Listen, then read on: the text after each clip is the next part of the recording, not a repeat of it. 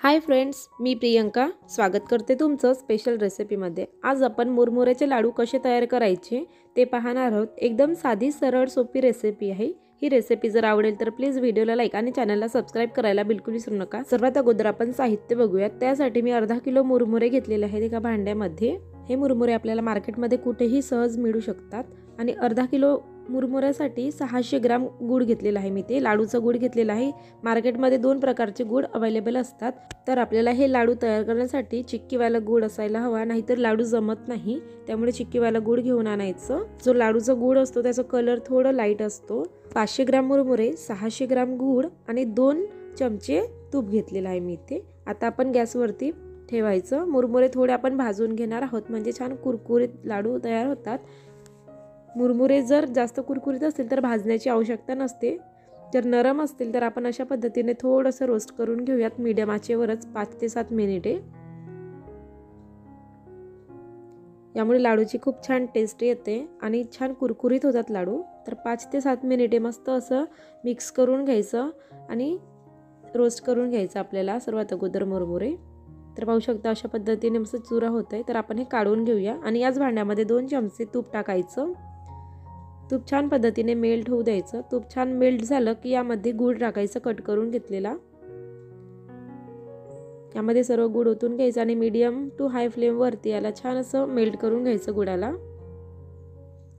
लाडू बनवायची पद्धत खूप साधी सरळ सोपी आहे। कोणीही सहज बनवू शकतात। फक्त गूळ ओरिजिनल असायला हवं, म्हणजेच लाडूचा गूळ असेल तर छान पद्धतीने लाडू तयार होतात। तर मीडियम आचेवरच छान एकजीव करून घ्यायचं गुळाला, म्हणजेच मेल्ट करून घ्यायचं आहे। एकदम कमीत कमी साहित्यामध्ये तयार होणारी आणि हेल्दी रेसिपी आहे फ्रेंड्स। या पद्धतीने नक्की ट्राय करा, खूप आवडेल। तर पाहू शकता हळूहळू गूळ हा मेल्ट व्हायला लागलेला आहे। गूळ छान मेल्ट झालेला आहे। याला आणखी आता मीडियम आचेवरच आपण पाक तयार करून घ्यायचा आहे याचं। तर ढवळत राहायचं आहे जेणेकरून ते खाली लागणार नाही। पाहू शकता छान बुडबुडे यायला लागलेले आहेत। तर छान पाक तयार झालेला दिसत आहे। आपल्याला जर चेक करायचं असेल तर पाण्यामध्ये थोडं पाक टाकायचं आणि अशा पद्धतीने जर गोळी होत असेल तर समजायचं की पाक तयार झाला। आता आपण या वेळेवर मुरमुरे टाकायचे। पण आपले लाडू हेल्दी होण्यासाठी मी यामध्ये 2 ते 3 विलायची क्रश करून घेतलेले आहेत। 2 चमचे पांढरे तीळ, खोबऱ्याचे काप घेतले आणि बदामाचे काप घेतलेले आहेत। तुम्ही ते शेंगदाण्याचं कूट सुद्धा वापरू शकता। हे सर्व एकजीव करून घ्यायचं।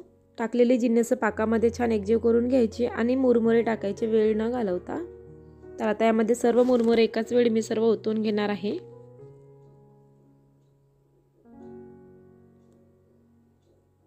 मुरमुरे सर्व ओतून घेतल्यानंतर मीडियम आचेवरच याला एकजीव करून घ्यायचे, सर्व मिक्स करून घ्यायचं आहे पाकामध्ये। सर्व मुरमुऱ्यांना पाक एकसारखा लागेल अशा पद्धतीने एकजीव करून घ्यायचं।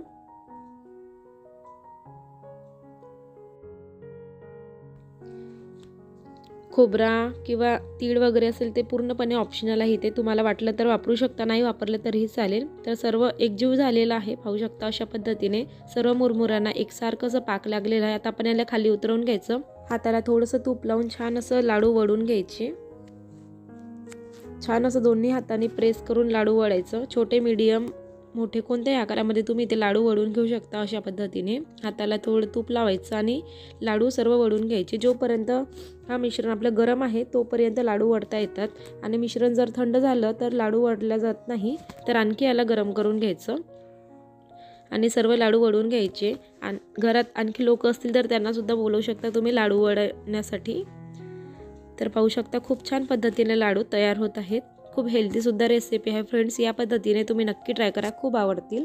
आणि ही रेसिपी जर आवडली असेल तर प्लीज व्हिडिओला लाईक आणि चॅनलला सबस्क्राइब करायला बिलकुल विसरू नका। पुन्हा भेटूयात अशाच प्रकारच्या नवीन आणि हेल्दी रेसिपीसह। वेळात वेळ काढून ही रेसिपी पाहिल्याबद्दल खूप खूप मनापासून धन्यवाद।